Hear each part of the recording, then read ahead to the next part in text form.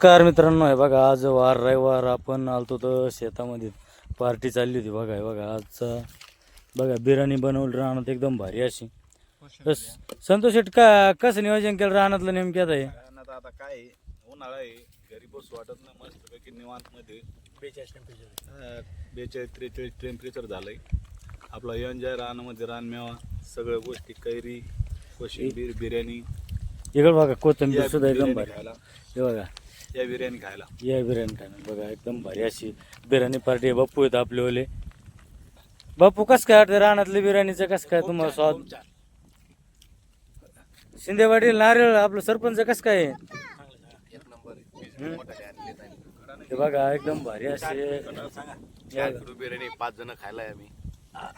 गावात कोणी असेल तर पाठवून अहो भरपूर अशी म्हणजे आणली आहे बिर्याणी पण.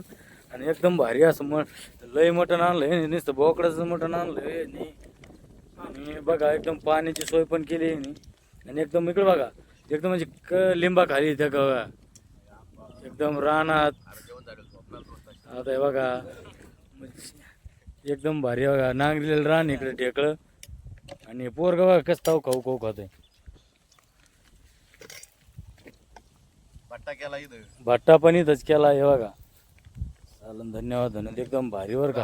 हे सर्वांनी असंच नियोजन करा, उन्हाळ्यामध्ये अशाच पार्ट्या करा आणि रानातच करा. कारण काय एकदम भारी हा. आणि रानात केलं ना एकदम भारी असं बघा सगळं कैरी बिरी.